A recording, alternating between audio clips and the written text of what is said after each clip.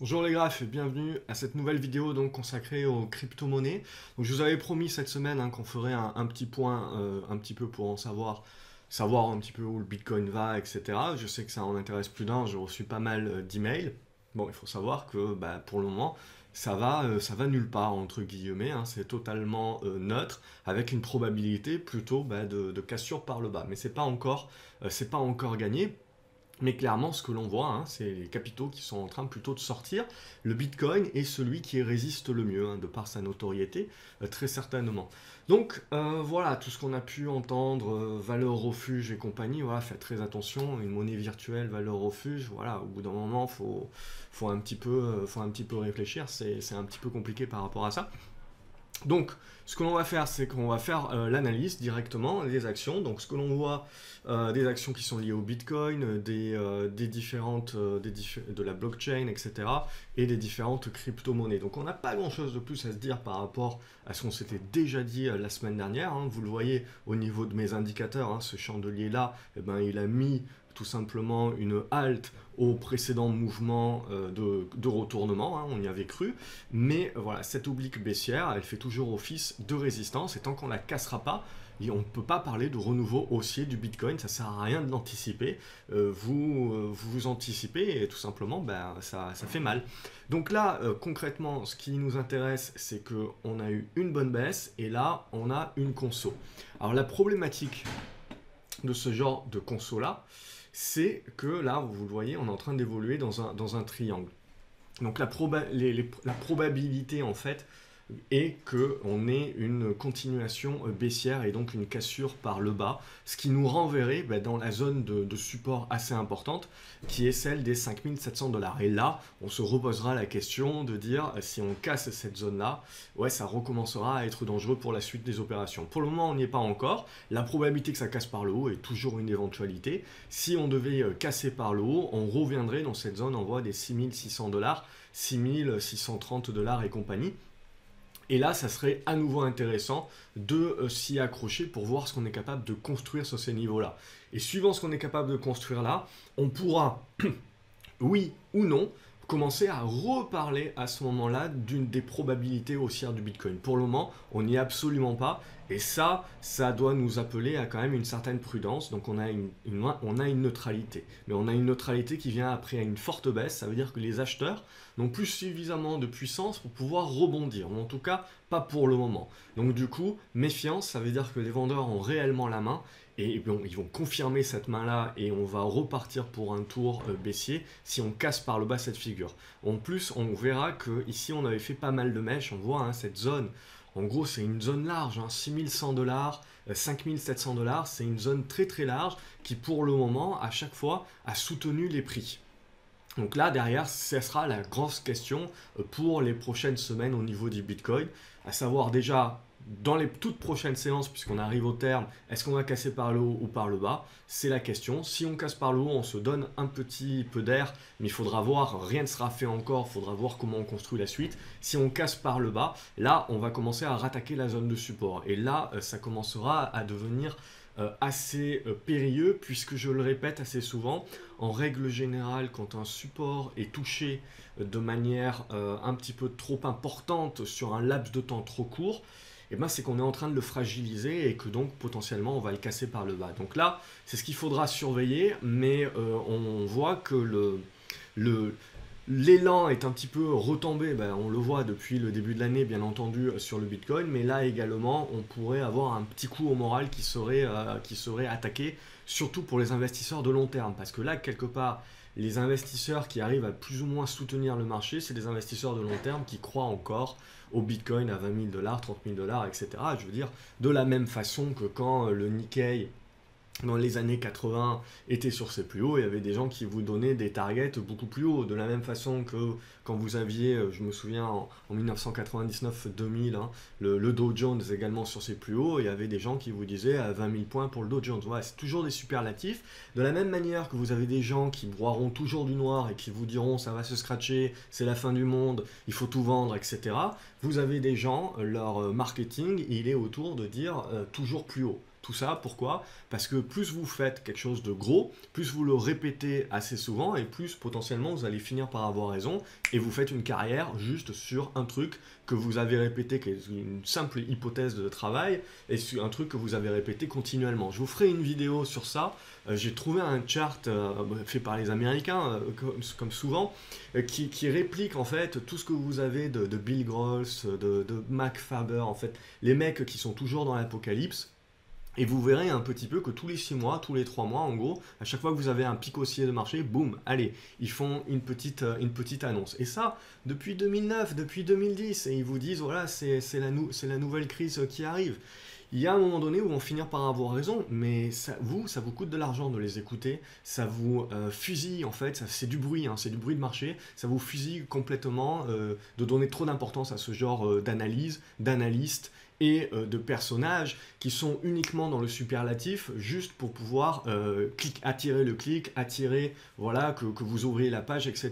Parce que derrière, quand on regarde les fonds qu'ils gèrent ou que leurs équipes gèrent, ben, ils font pas ce que Mark Faber et Bill Gross ils font. Hein. Ils font en général le contraire, c'est-à-dire eux, ils ont continué d'acheter. Donc c'est toujours très intéressant où on voit en fait toute la com qui est faite par rapport à des grosses annonces comme ça qui finalement peuvent biaiser votre jugement par rapport à derrière ce que les gens font réellement. Donc vérifiez toujours dans les personnes que vous écoutez, que ce soit sur le Bitcoin, que ce soit sur les actions, les crypto-monnaies, tout ça, savoir entre ce qu'elles disent et ce qu'elles font, est-ce qu'il y a une différence? En règle générale, les personnes qui sont les plus pessimistes du monde et qui font justement un élan marketing dessus, ont cette capacité à ne pas du tout faire ce qu'elles recommandent elles-mêmes.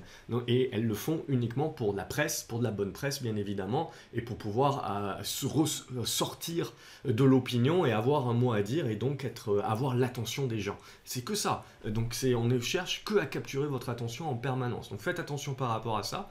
Et au Bitcoin aussi, je vous préviens, hein, si jamais le jour où on va péter les 5700, ça va être inondé de c'est le crack, c'est la fin du monde, c'est terminé, etc. Non, potentiellement, il faudra suivre les graphiques et on aura quelque chose d'autre. Potentiellement, on aura un biseau descendant.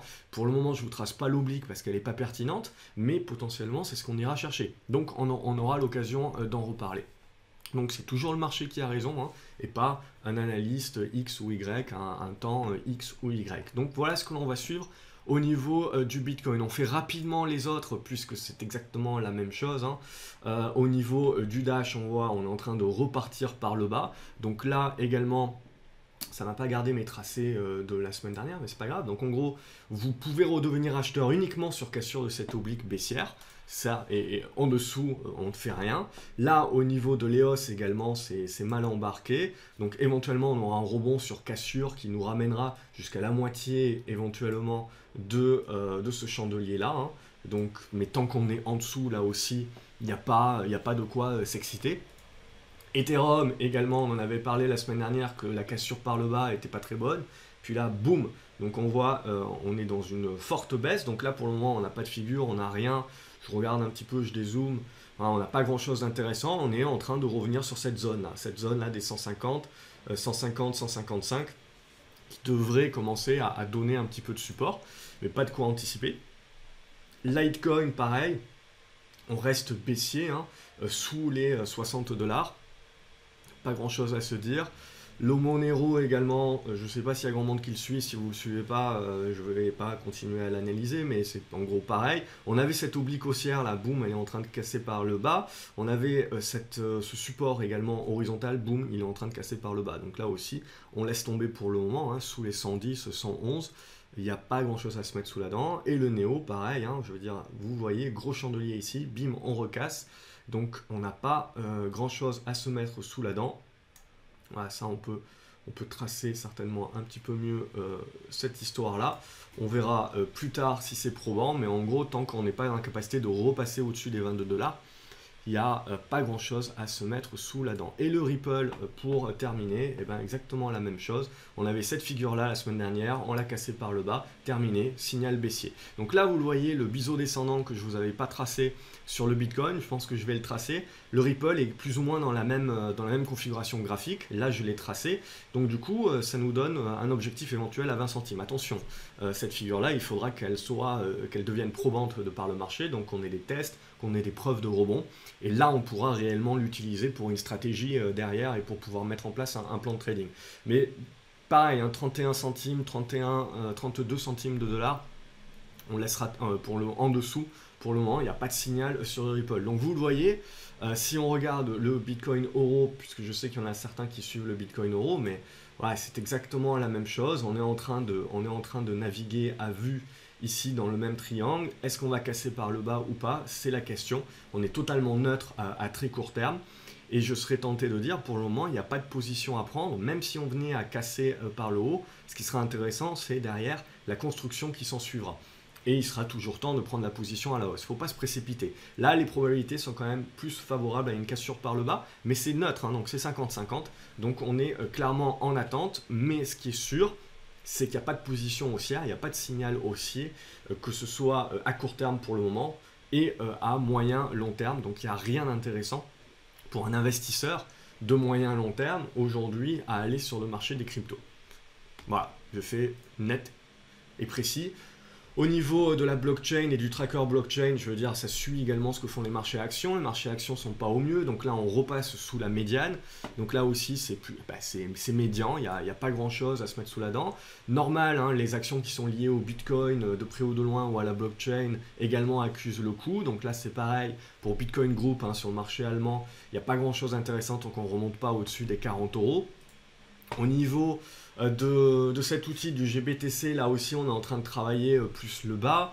Voilà, ça m'intéresse pas plus que ça pour le moment. Je veux dire, on est en train d'évoluer éventuellement dans un biseau, on verra. Mais en gros, graphiquement, il faudrait qu'on soit dans la capacité de revenir au-dessus des 9 $, 10 $, pour vraiment que ça redevienne intéressant et que ça nous donne un petit peu plus de sécurité, hein, pour pouvoir prendre le trade. Sinon, voilà, on a vraiment rien d'intéressant. Derrière, au niveau des actions, il y a Riot en règle générale que je suis, hein. mais Riot, pour le moment, il n'y a pas grand chose d'intéressant non plus, puisqu'on a cassé par le bas, vous le voyez. Donc là, on laisse faire, on n'y touche pas. On a cassé par le bas, il n'y a plus de scénario, on reverra potentiellement plus tard. Et après, il y a Marathon, qui est une autre. Là aussi, j'ai un biseau descendant. Pour le moment, on n'a pas cassé par le bas, on n'est pas terrible, on n'est pas bien, hein, concrètement, sous les 95 centimes de dollars. Pour l'instant, je conserve ma position. Sur cassure des 98 centimes de dollars, c'est là où ça, des 1 $, c'est là où ça va devenir intéressant et spécu, hein. On est vraiment sur des valeurs très spéculatives. Voilà, et puis évidemment, si on commence à partir par le bas des 82 centimes d'euros, on va aller chercher les 75 assez rapidement. Et ça va dépendre, voilà, du Bitcoin également, un petit peu où on en est. Où on en est par rapport à ce triangle symétrique. Cassure à la hausse qui nous permettra de prendre un petit peu d'air, ou cassure par le bas qui va nous renvoyer sur les supports de long terme. Et évidemment, mettre la machine commerciale, marketing et de com en route avec des articles plus alarmistes les uns que les autres. Voilà un petit peu pour tirer votre épingle du jeu. En gros, je serais tenté de dire il faut rester assis sur ses deux mains pour le moment et attendre. Il n'y a pas d'opportunité aussi simple que ça, en tout cas quand vous avez un horizon de placement moyen-long terme. À court terme, si vous avez la cassure du triangle par le haut, vous pouvez éventuellement jouer un rebond technique. Je ne pense pas qu'il aura un potentiel énorme et qu'il aura besoin de construire. Et c'est cette construction-là qui nous intéressera pour la suite. Voilà, j'espère que vous avez apprécié cette vidéo. Si tel est le cas, n'hésitez pas à mettre un pouce en l'air, à vous abonner à la chaîne également pour recevoir des notifications dès que je publie les nouvelles vidéos. Et puis dans les commentaires, n'hésitez pas, hein, à partager ce que vous pensez du marché, quelle est votre opinion, votre propre opinion, hein, vous avez le droit de ne pas être d'accord avec moi, et voilà, de partager votre scénario, ça aide toute la communauté dans son ensemble, et c'est bien le but de ces vidéos et de cette chaîne. Je vous remercie d'avoir regardé, et je vous dis à la semaine prochaine pour un nouveau point hebdo sur les cryptos. Salut!